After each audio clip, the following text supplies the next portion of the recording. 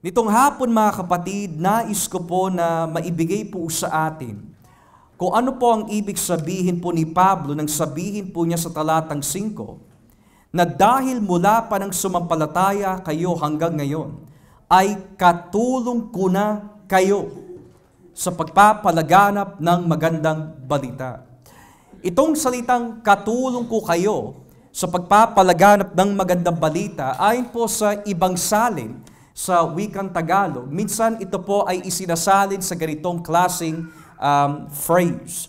Hindi po katulong ang ginamit, kundi dahil sa iyong pakikiisa o dahil sa iyong pakikibahagi sa pagpapalaganap ng magandang balita. Si Apostol Pablo po, kaya po niya naisulat po ang aklat ng Pilipos na maaari po na isulat sa mga petsa between 60 to 62 AD ay dahil po during this period of time, siya po ay nasa kulungan. Nasa bilangguan po si Apostol Pablo na naisulat po ang aklat ng Pilipos. At sa lahat ng mga simbahan, sa masasabi po natin, sa lugar at panahon po ni Pablo, ang Church of Philippi, ang sila lang ang tumutulong kay Pablo nung siya po ay walang makain, nang wala po bumibisita po sa kanya sa bilangguan. So ipinakita po ng Church of Philippi ang kanilang suporta kay Pablo. Pero nais po maipaliwanag po ni Pablo sa kanila na ang kanilang pagbibisita, ang kanilang pagbibigay tulong po kay Pablo ay hindi lamang po natatapos kay Pablo, kundi ipinakita po nila ang kanilang pakikiisa at pakikibahagi sa Ebanghelyo ni Kristo. Na ngayon, kung tatanungin po natin, Brother Josh, paano natin mapapatunayan na si Pablo po, nung isinusulat po niya ang aklat ng Pilipos, siya po ay nasa bilangguan? Well, there's a couple of verses to demonstrate this. Unang-una, in verse 7, kung atin po babasahin, verse 7, dapat lang na ganito ang maramdaman ko dahil mahal ko kayo. Naging kabahagi kayo sa gawaing ibinigay ng Diyos sa akin. Kahit na nakabilanggu ako ngayong nagtatanggol at nagpapatunay sa magandang balita. And then naulit na naman sa talatang 13 at 14 in verses 13 and 14. Sapagkat alam na ng lahat ng gwardiya sa palasyo at ng iba pang naririto na nabilanggu ako dahil sa pagsunod ko kay Kristo. Dahil din sa pagkakabilanggu ko, lalo pang tumibay ang pananampalataya ng karamihan sa ating mga kapatid sa Panginoon. At lalo rin silang tumapang sa pagpapahayag ng magandang balita. At sa kahulian, verse 17, ang mga taong naiinggit ay hindi tapat sa pangangaral nila tungkol kay Kristo. Ginagawa nila ito dahil sa pansariling hangarin, inaakala nilang lalo pang madadagdagan ang mga paghihirap ko sa bilangguan dahil sa ginagawa nila. So napakalinaw na nung naisulat po ni Pablo ang aklat po ng Pilipos, siya po ay nakakulong. At maaari sa mga panahong ito, siya po ay nakakulong sa Roma. Kaya marami po ang naniniwala nung isinulat po ang aklat ng Pilipos, na isulat po ito nung si Pablo po ay nasa bilangguan habang siya ay nasa Roma. Pero bukod pa ho dito sa mga introductory na matters, maaari ho natin tanungin bakit po naisulat ang aklat ng Pilipos. So dahil alam po natin na ang Pilipos po ang naging isa sa mga ilang iglesia na tumulong po kay Pablo na siya po ay nanghihina, nung siya po ay walang makain, nung siya po ay walang kasama, nung siya po ay nasa bilangguan, ang Church of Philippi ay naging great support for Paul, pero may mga problema din po sila. Bahagi na po dito mga kapatid, yung mga nabanggit po kanina, may mga tao na nangangaral sa loob ng iglesia in Philippi laban kay Pablo. Ginagamit po nila ang pangalan ni Kristo pero ang kanilang motibo ay upang hamakin si Pablo. Another reason mga kapatid is that may mga false teachers ay po sa chapter 3 na naghahasik po ng mga ilang aral tungkol po of circumcision. Kung saan sinabi ni Pablo, ang mga taong yan na naghahatid ng ganyang klaseng mensahe, which is not the gospel of Christ, but the gospel of legalism, ay makaaway ng krus ni Kristo. They are enemies of the cross of Christ. And lastly, ang isa pang dahilan kung bakit po naisulat ang aklat ng Pilipos ay dahil po may dalawang babae na naging malaking tulong sa ministeryo ni Pablo na hindi nagkakasundo. Si Syntyche at si Euodia.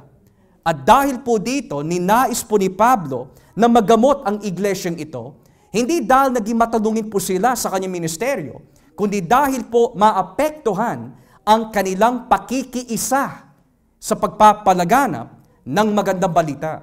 So ngayon nais ko po balikan ang talatang 5 at masentro po ang ating isipan dun sa salitang katulong or partnership sa wikang Ingles. Sabi po dito in verse 5, dahil mula pa ng sumampalataya kayo hanggang ngayon ay katulong ko na kayo sa pagpapalaganap ng magandang balita. Or in English, because of your partnership in the gospel from the first day until now. Now, kapag sinabi po ng Biblia, katulong ko na kayo sa pagpapalaganap ng magandang balita, upon first reading, maaari ho natin isipin that ang tinutukoy po ni Pablo po dito ay yung mga kapatiran in Philippi just simply sharing the gospel. Nagbabahagi.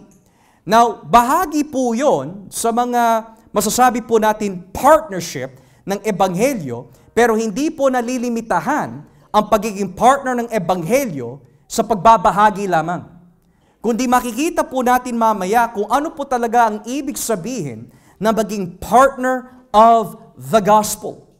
Kasi when we hear the words partnership sa wikang English or yung sa ibang Tagalog translation, pakikiisa o pakikibahagi o katulong, ayon po sa ASND, it is not exactly what we think it is just by sharing the gospel lamang. But rather, yung salitang katulong na ginamit po dito or partnership ay nagmula po sa orihinal na salita na koinonia. Koinonia. At ang ibig sabihin po ng salitang koinonia ay ganito: communion, partnership, close association, or fellowship. So tuwing tayo po ay nagtitipon at nagkakaroon ng mga tinatawag na fellowship, yan po ay nanggaling sa salitang koinonia. So ngayon, itong koinonia ay madalas na binabanggit po sa aklat ng Pilipos. Matter of fact, 3 beses po ginamit yung salitang koinonia sa aklat ng Pilipos. Halimbawa, yung una, yung talatang 5. Pero yung pangalawa ay makikita po dito sa chapter 2, verse 1. Tignan niyo po yung nakalagay sa kapitulo 2, talatang 1. Hindi ba't masigla kayo dahil kayo ay na kay Kristo? Hindi ba't masaya kayo dahil alam ninyong mahal niya kayo? Hindi ba't may mabuti kayong pagsasamahan? Koinonia. Dahil sa banal na Espiritu. At hindi ba't may malasakit at pangunawa kayo sa isa't isa? So merong fellowship sa Ebanghelyo, may fellowship din sa banal na Espiritu. At yung huling pagbanggit ng salitang fellowship or koinonia ay makikita po dito sa chapter 3, verse 10. Sa kapitulo 3, talatang Gs, ang sabi ho dito ni Pablo sa chapter 3, verse 10, nais ko ngayon na higit pang makilala si Kristo, maranasan ang kapangyarihan ng muli niyang pagkabuhay, and notice this word, makabahagi or koinonia, fellowship, sa mga paghihirap niya at matulad sa kanya sa kamatayan niya. So ang masasabi po natin na pinakatema ng aklat ng Pilipos ay fellowship in the gospel. Partnership in the gospel. Now, yung salitang partnership in the gospel ay madalas po na iintindihan sa gaytong klaseng bagay at aspeto. Halimbawa, when we support the church, natutulungan po natin ang bawat isa, natutulungan po natin ang pagpapalaganap ng Ebanghelyo. That is a part of partnership in the gospel. Kapag tayo po ay nananalangin sa mga mangangaral, when we pray for evangelists, When we pray for other preachers and teachers of the Word of God. O idinadalain po natin ang bawat kapatiran na nangangaral ng Ebanghelyo. Parte po yun sa tinatawag na partnership in the gospel. So in other words, sa ating pagbibigay, sa ating pagsusuporta sa iglesia ay bahagi sa tinatawag partnership in the gospel. Pero like I have mentioned earlier, hindi natatapos diyan ang partnership in the gospel. Matter of fact, there are 4 things na nais ko po ma-share sa atin na itinuturo po sa aklat ng Pilipos of what partnership in the gospel looks like. Unang-una, kung tatanungin po natin anong ibig sabihin ng pakikibahagi sa Ebanghelyo, number 1 ay makikita po dito sa talatang 27 of chapter 1. Philippians chapter 1 verse 27. Philippians chapter 1 verse 27. Sabi po dito, mamuhay kayo nang ayon sa magandang balita ni Kristo. Nang sa ganoon, makadalaw man ako sa inyo o hindi, mababalitaan kong nagkakaisa kayo at sama-samang naninindigan para sa pananampalatayang ayon sa magandang balita. Huwag kayong matakot sa mga kumakalaban sa inyo dahil kung hindi kayo natatakot, magiging palatandaan ito sa kanila na mapapahamak sila at ililigtas naman kayo ng Diyos. Sapagkat hindi lang ang pribilehiyong sumampalatay kay Kristo ang ibinigay sa inyo, kundi ang maghirap din para sa Kanya. Ngayon, dinaranas nyo na ang paghihirap na nakita ninyong dinaras ko noong una at nababalitaan ninyong dinaranas ko pa rin hanggang ngayon. So in other words, ano po ang ibig sabihin na tayo po ay partners ng Ebanghelyo? We are living worthy of the gospel call. To be a partner of the gospel means to desire to live worthy of the gospel call. Now, ano po yung gospel call na binabanggit po ni Pablo po dito? Well, there are 2 things na binanggit po niya. Unang-una, sama-sama ho tayo naninindigan para sa pananampalataya ayon sa magandang balita. Nang ibig sabihin, we show na tayo po ay namumuhay bilang partners of the gospel kapag tayo po ay nagkakaisa at pinaninindigan po natin ang pananampalataya at ang Ebanghelyo. Na kapag dumating ang pagsubok, dumating po ang pag-uusig, hindi po tayo nagba-backflip, hindi po tayo nagba-backslide, hindi po tayo nagba-backtrack, kundi we are standing firm in the truthfulness of the gospel. So dyan po natin ipinapakita that we are partners ng Ebanghelyo. Kapag dumating po ang panahon na tayo po ay kina-question tungkol sa ating pananampalataya, hindi natin dinideny ang katotohanan ni Kristo. Hindi tayo natatakot na sabihin ang katotohanan. Hindi ho tayo naduduwag pagdating sa oras na kailangan sagutin ang katanungan ng mga tao na hindi mananampalataya. Dahil sabi ng Biblia, when you are a partner of the gospel, pinaninindigan po natin the gospel na tinanggap po natin upang tayo'y maligtas. Pero hindi lang po natatapos diyan. The second reason kung bakit po sinabi ni Pablo, walk worthy of the gospel call, ay dahil kapag tayo po ay naging partner of the gospel, makaranas po tayo ng paghihirap. Basahin niyo po ang talatang 29. Sapagkat hindi lang ang pribilehiyong sumampalatay kay Kristo ang ibinigay sa inyo, kundi ang maghirap din para sa Kanya. Now, minsan naiisip po natin, bakit ba dumarating ang kahirapan? Bakit ba dumarating ang paghihirap sa buhay ng isang Kristiyano? At kung mahina na mahina ho tayo, nakakalimutan po natin yung mga itinuro sa atin ng Diyos mula sa Biblia, at yan po ang nagiging rason kung bakit ang lumalabas sa ating bibig ay ganito. Ang Diyos, or rather, hindi paraan ng Diyos na ako'y maghirap. Or, walang kinalaman ng Diyos sa aking paghihirap.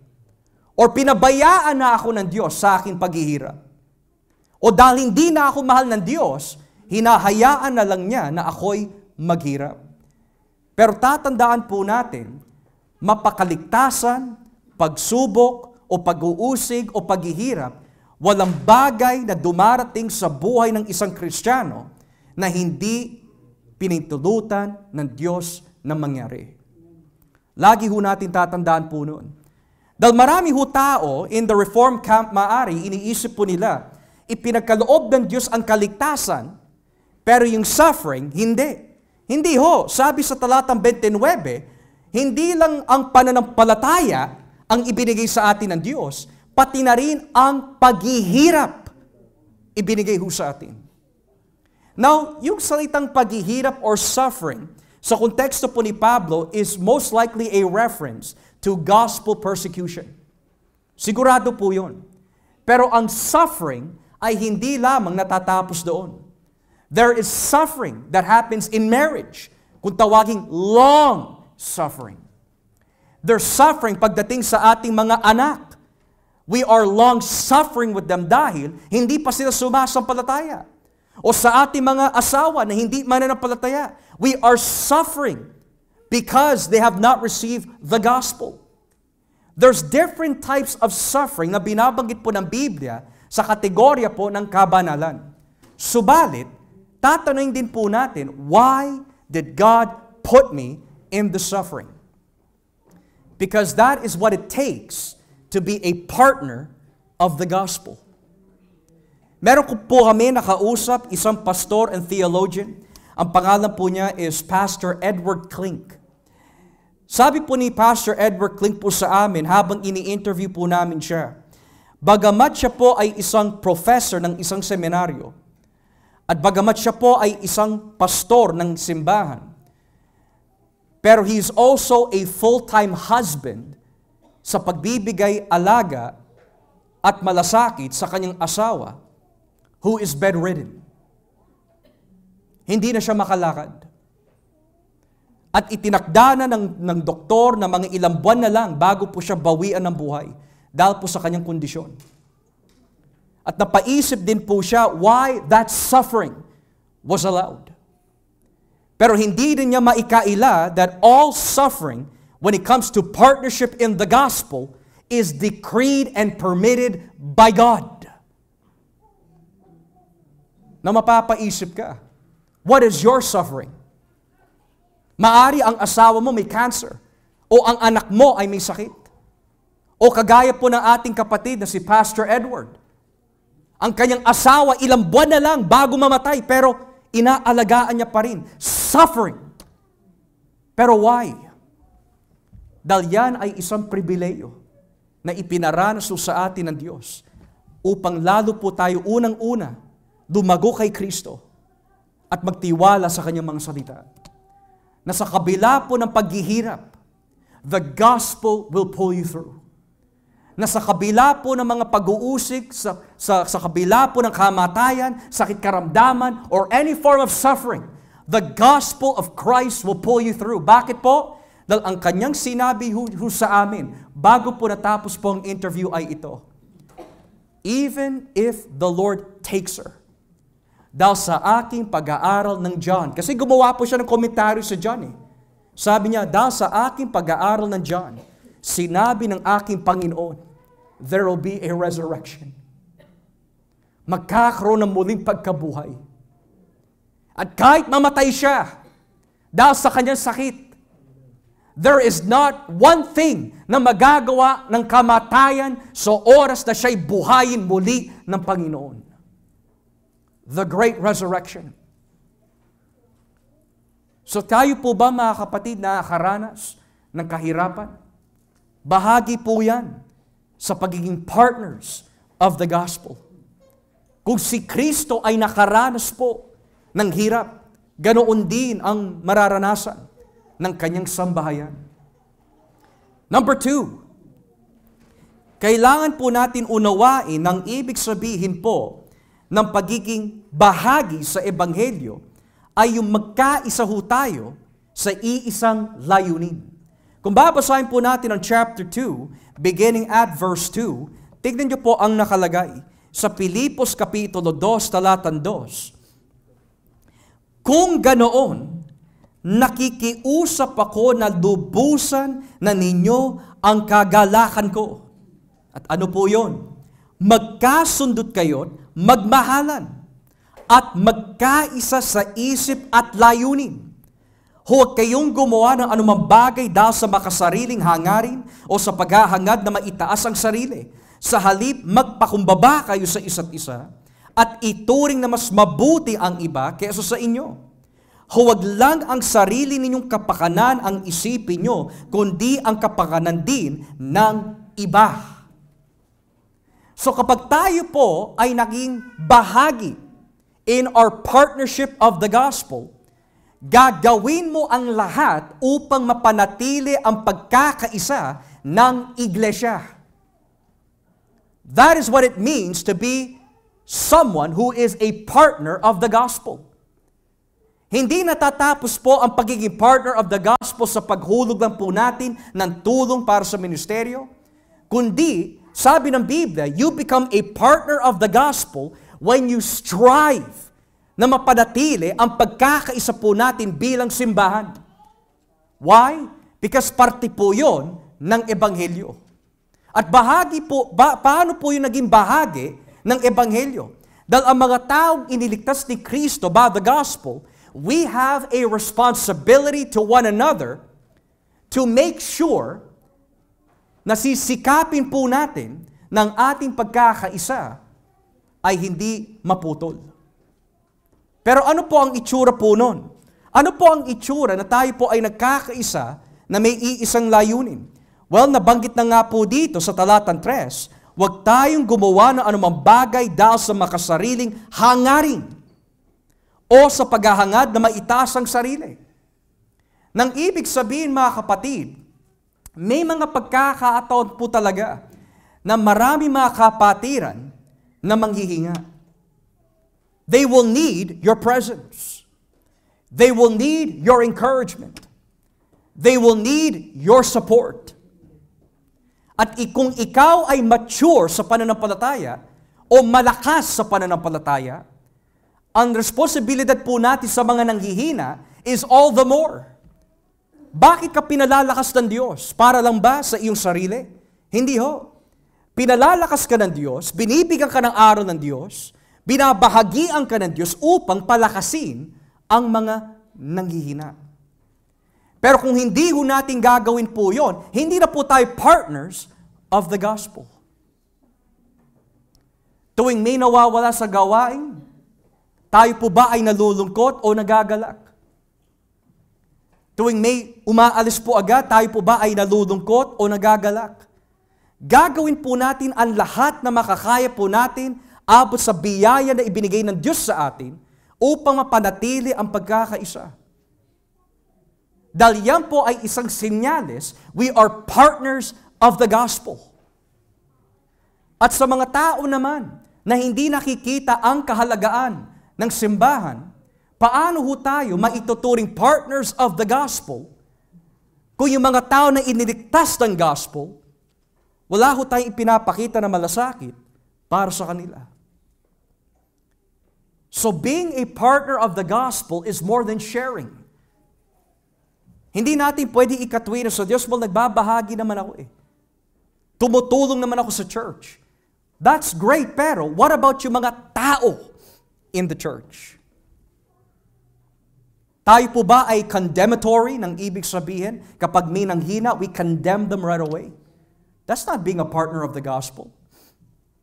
O tayo po ba ay marahas sa ating pananalita sa mga taong nanghihina o kulang ang kanilang kaalaman?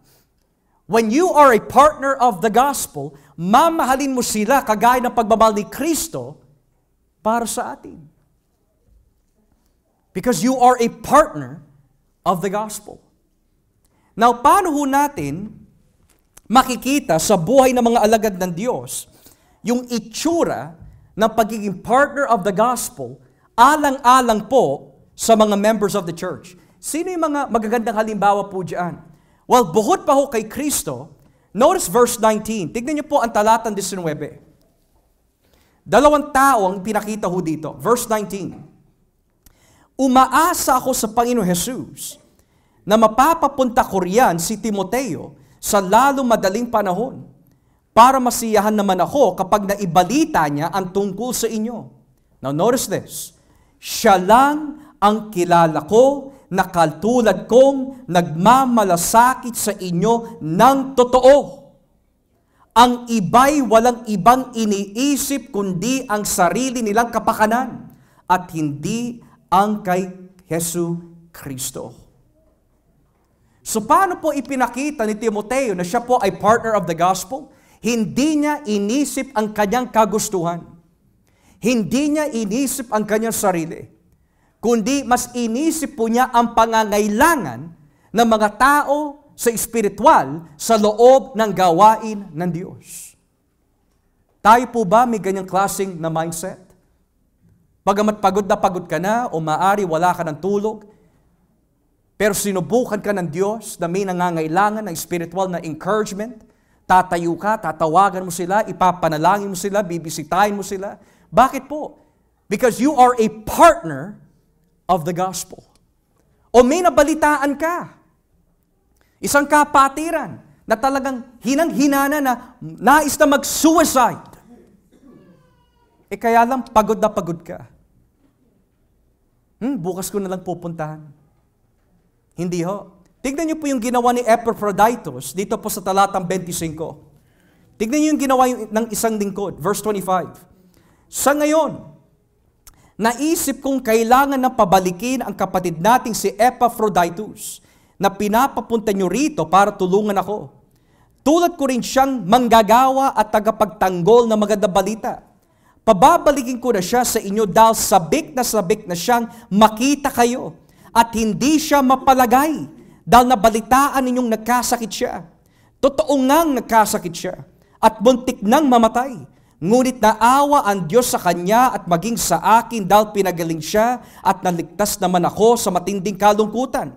Ngayon kung bababa po tayo dito sa verse 29, kaya tanggapin niyo siya ng buong galak bilang kapatid sa Panginoon. Igalang niyo ang mga taong tulad niya dahil nalagay sa panganib ang buhay niya para sa gawain ni Kristo.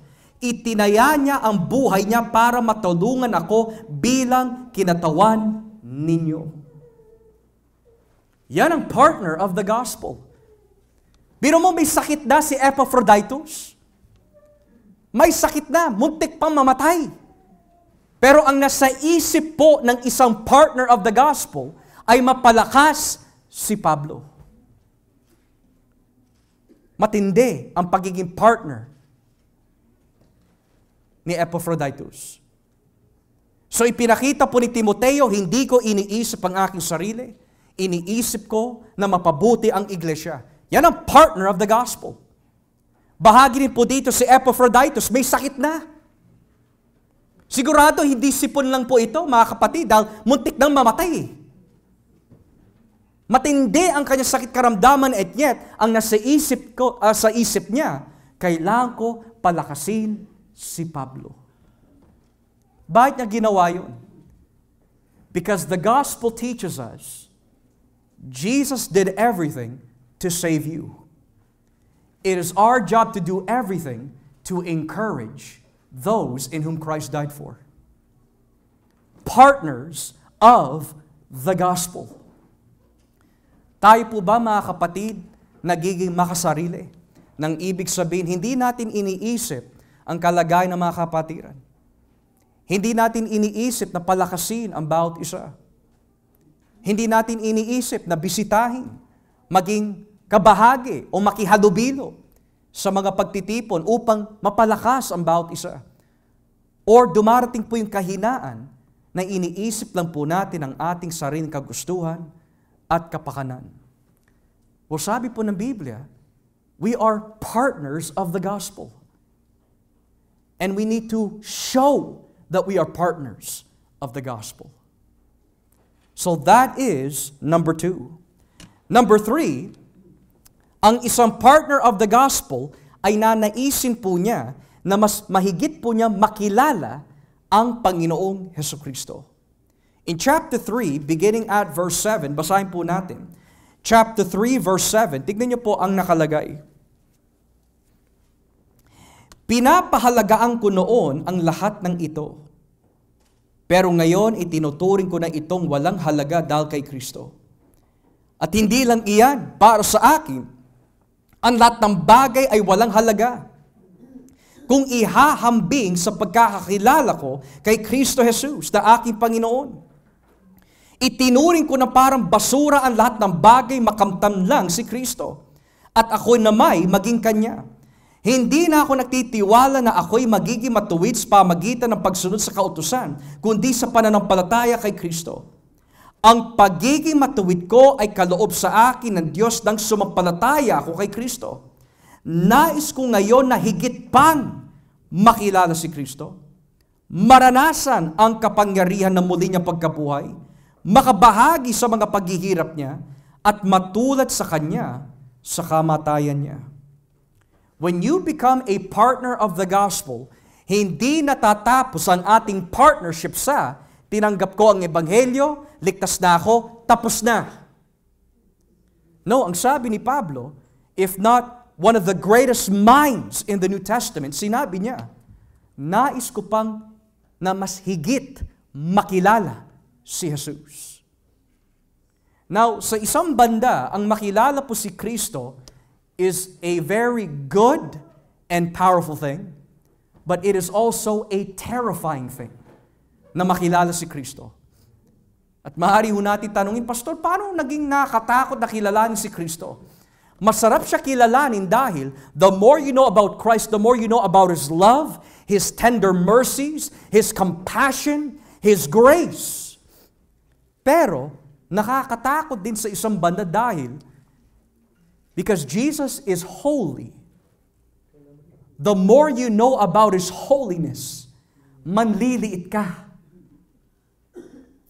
Ipapakita ni Kristo sa iyo, Joshua, ganyan ka karumi. Let me clean you. Let me help you. The more na nakikilala mo si Kristo, the more mo nakikilala kung sino ka sa harapan ng Diyos. That we are wretched sinners. Marami tayong sakit sa espiritual. At ang salamin po natin ay walang iba kundi ang Biblia. Pero yan ang hangarin ni Pablo. Nais kong makilala pa si Jesus. Hindi naging sapat sa kanya na, well, alam ko na namatay siya sa krus, alam ko na ako'y itinuring matuwid. Hindi siya natapos doon. Ang sabi niya, nais ko pa siyang makilala. Pero anong ibig sabihin para kay Pablo na nais niya makilala si Kristo? Well, ito po ang ibig niya sabihin.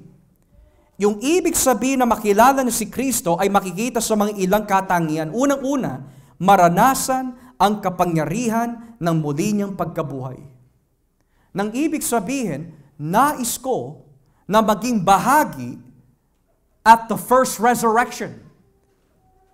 Which means, sa araw ng paghuhukom, may resurrection po na mararanasan ng mga mananampalataya, may resurrection na mararanasan po ng mga hindi mananampalataya. At nais po ni Pablo na lalo makilala si Kristo na maging bahagi po siya doon sa tinatawag na unang muling pagkabuhay. Na sa madaling salita, the rapture of the church, yung pagbabalik ni Kristo.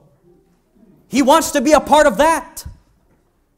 And that can only be done pag lalo mo nakikilala si Jesus.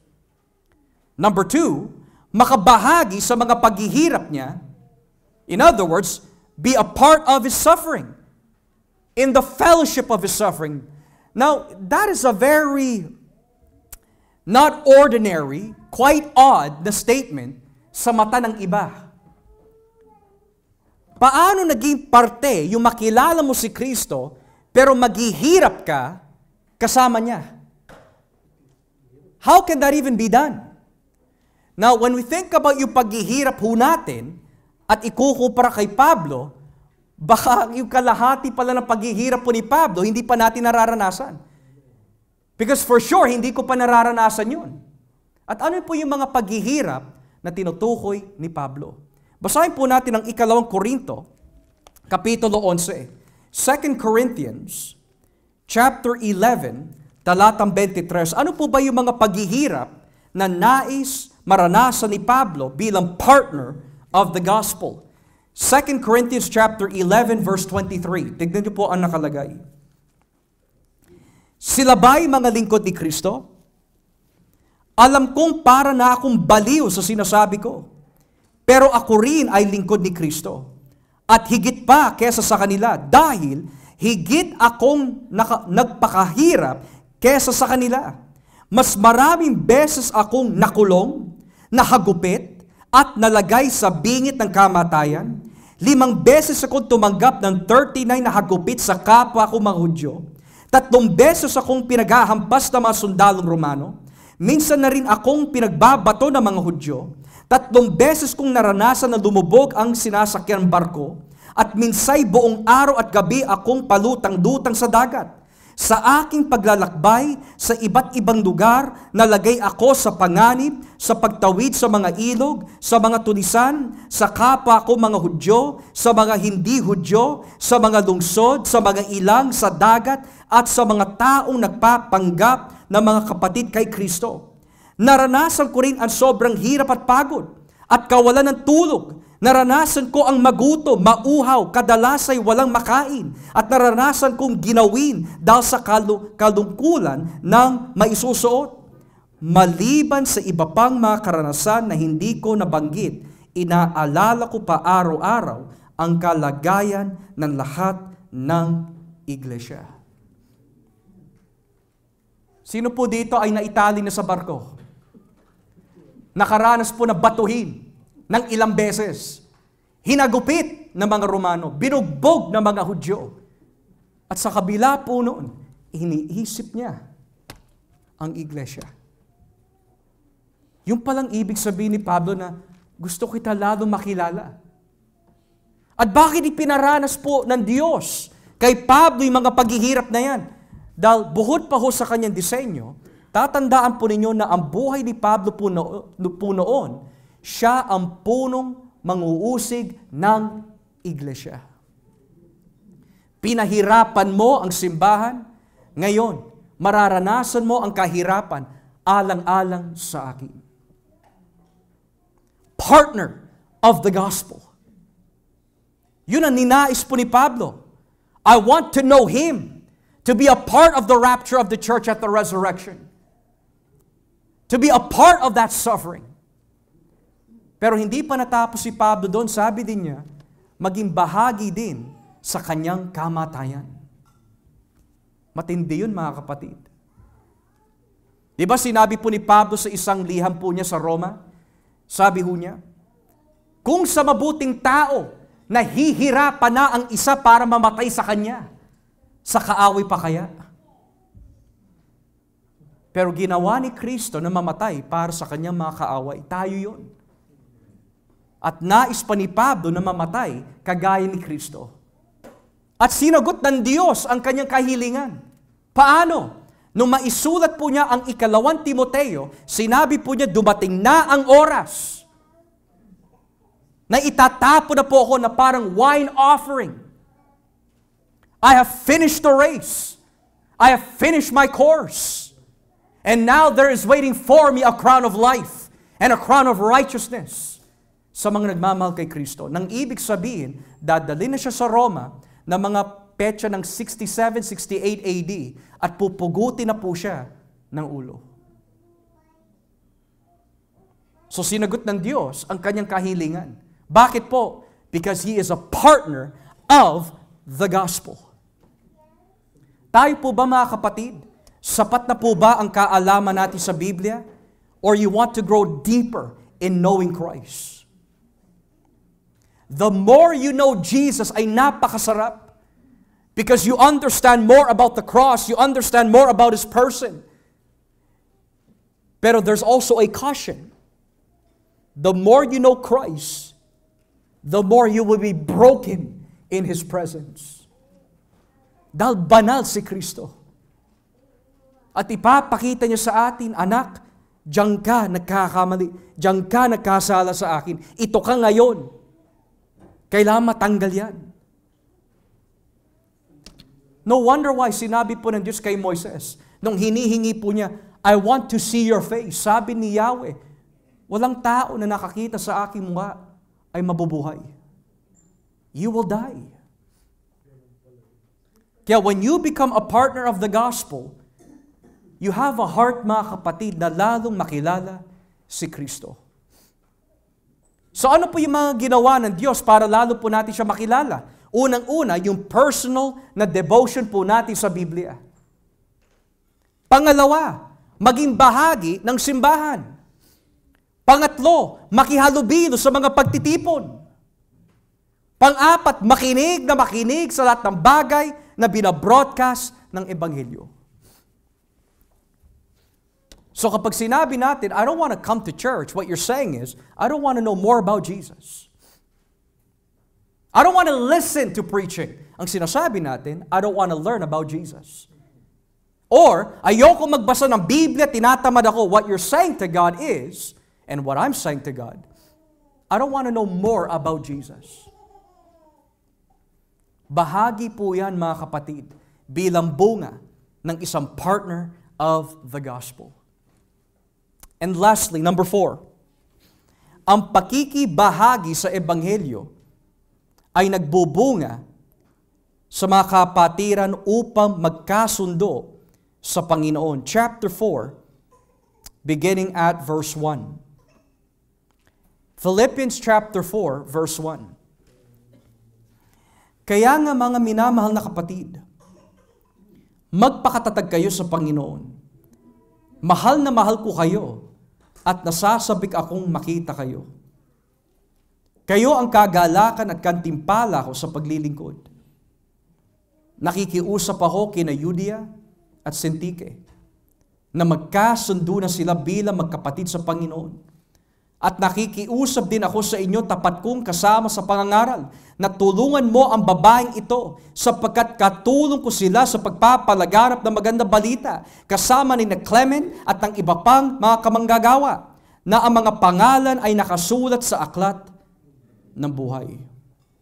Now, before I explain this, just on a side note, nakikita niyo po ba yung pangalan na Clement na binanggit po dito?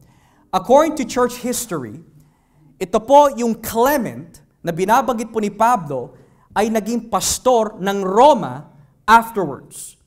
Kaya sa pag-aaral po ng church history, siya yun daw yung tinutukoy bilang Clement of Rome. Now, why is that fascinating? Dahil sa mga nagdanais na tanungin tungkol sa pag-aaral po nila ng Book of Hebrews, sino ang sumulat po ng Hebrews, itong Clement, ayon po sa ilan, ay isang kandidato na maari ang sumulat sa aklat ng Hebrews. So ayon po yun sa tradisyon. Pero bukod po doon, kung babalikan po natin yung nabanggit po dito, what is the last meaning of being a partner of the gospel?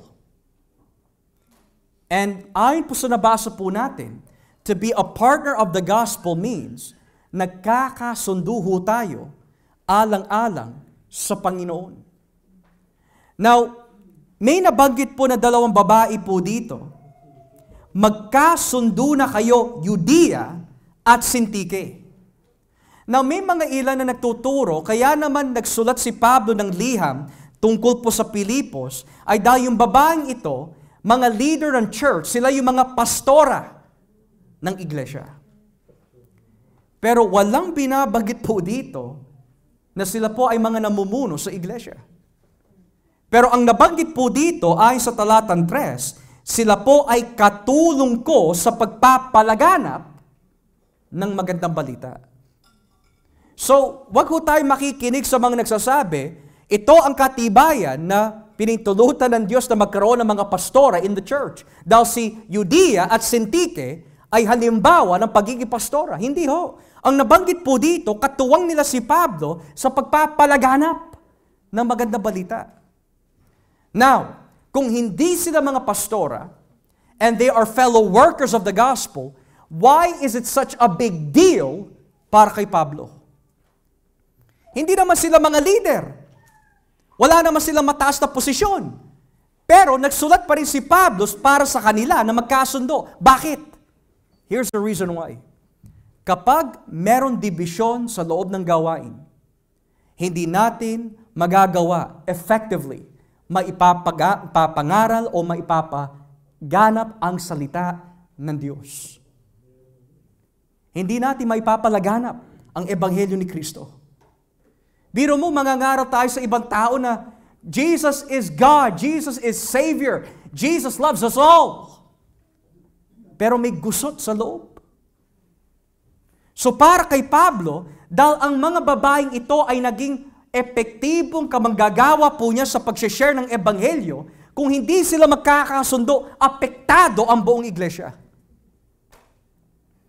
Could you imagine? Halimbawa lamang, we have everyone in this church sharing the gospel effectively.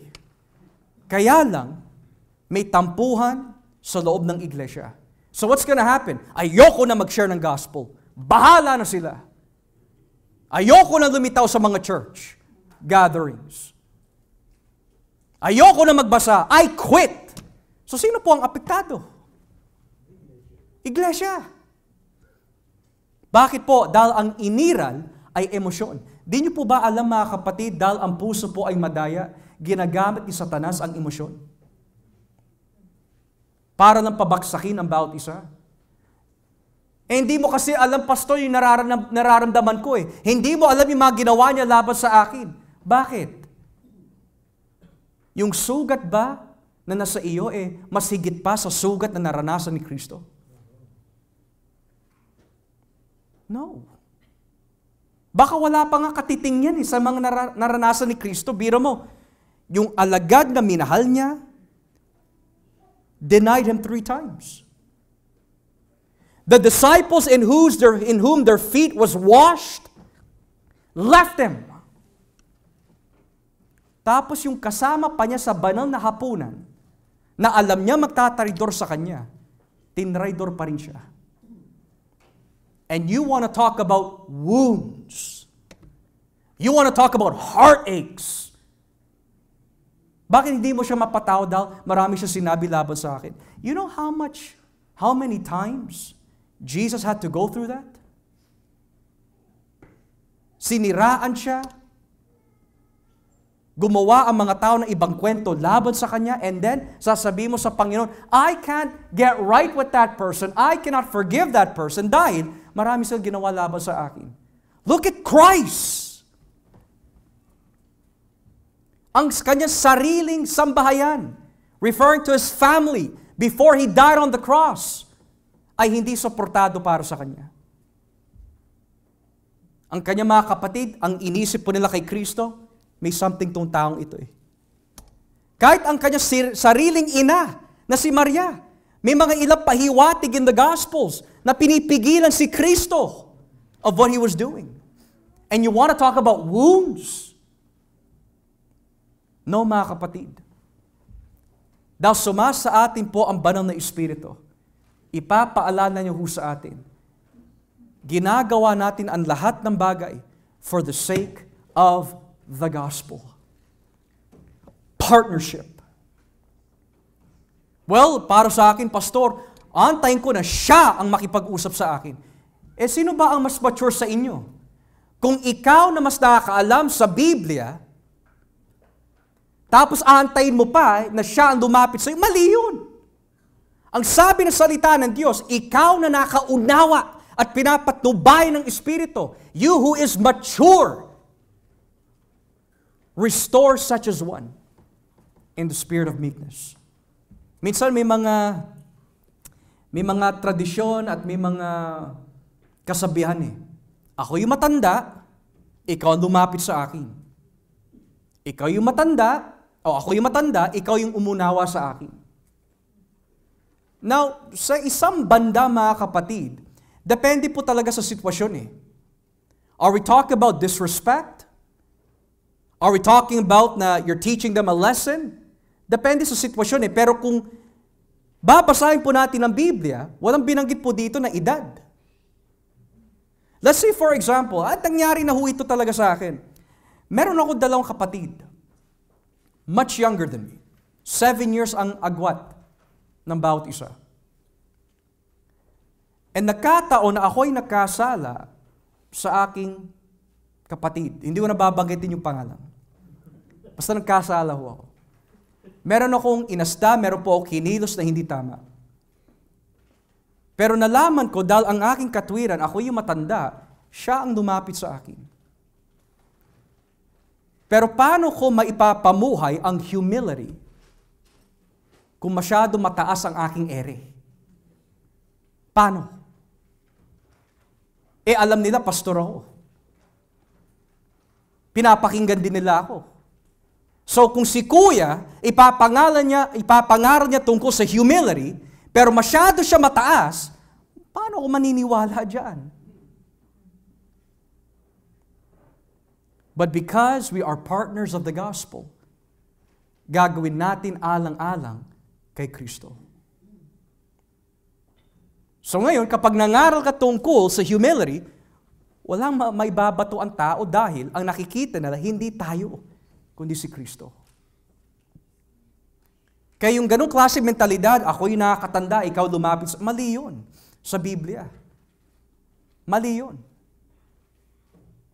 And the reason why mali yun, what if hindi niya alam na nagkasala siya? Tatahimik ka na lang, maghihintay ka, hanggang kumitlat. Hindi ho. Tayong na nakakaalam, sabi ng Biblia, ay bago tayo maghandog ng anumang alay, makipagkasundo ka na. Because it's partnership in the gospel. So meron po ba tayo mga kapatiran, mga kapatid na alam mo, deep down, na alam mo na ikaw ay nakasugat? O maari, nag-iiwasan kayo? Get right with them. Napakasarap na paggising pala ng umaga, wala kang dala. Napakasarap pagpasok mo sa loob ng iglesia, wala kang bitbit. At kapag nag-I love you ka sa bawat isa, tunay. I love you, I love you, meron ka iniiwasan. Hindi ho. Di ba ang sarap ng retreat po natin? Nandun yung pagmamahalan. Now imagine, mga kapatid, kung ang lahat ay nagkakaisa. So kung alam mo nakasugat ka ng damdamin, o kung ikaw mismo ay nasugatan, pero hindi alam ng iyong kapatid, huwag mo na sabihin, Lord, buksan niyo ho ang puso niya. Kausapin mo. Why? Dahil ito ang sinasabi sa Santiago Kapitulo 5. Basahin po natin. At dito na ho tayo magtatapos. Santiago Kapitulo 5. Huwag mo na antayin. Kausapin mo na. Santiago Kapitulo 5. At dito po tayo sa talatang 19. Mga kapatid, kung nalilihis sa katotohanan ang isa sa inyo, at may nakapagpabalik sa kanya sa tamang landas, dapat ninyong malaman na ang nagbalik sa isang makasalanan mula sa kanya masamang pamumuhay ay nagliligtas ng kaluluwa ng taong iyon sa kamatayan at magdudulot ng kapatawaran ng maraming kasalanan. In English, remember this: whoever turns a sinner from the error of their way will save them from death and cover over a multitude of sins. Pastor, bakit multitude? Dahil kung hindi mo sasabihin sa kanya kung saan siya nagkamali, baka gawin naman niya sa iba. Multitude. Dadami pa yun. Now sabihin na ho natin, Pastor, may kahinaan po ako, hindi ako magaling dito, wala akong lakas ng loob. Well, praise God. You're in good company. Ganyan din si Jeremiah. Ganyan din si Moises. You're in good company. Saan ba nanggagaling ang lakas ng loob? Sa Kanya. Di ba in Acts 4, nanalangin po ang mga alagad, Lord, pinipigilan kami mangaral sa iyong pangalan. Bigyan niyo kami ng lakas ng loob. At ano po nangyari? Nagkaroon ng earthquake doon sa kanilang lugar. At napuspos sila ng banal na Espiritu. And according to Acts 4:31, they were filled with the Spirit and spoke boldness. So kung ang lakas ng loob ng gagaling sa Diyos, ang biyaya upang magkasundo sa loob ng iglesia, nanggagaling din sa Diyos. So tayo po ba mga kapatid, may nais maging partners of the gospel? Hindi natatapos ang pagiging partner po natin sa pagbibigay lang, sa offering box, o sa pag-share lang kanino-kanino lang. Hindi. Ang pagiging partner of the gospel requires much. Unang-una, we must walk worthy of the calling. Number 2, magkaisa sa isip at layunin. Gagawin mo ang lahat para mapanatili ang pagkakaisa. Number 3, na lalo ho natin makilala si Jesus.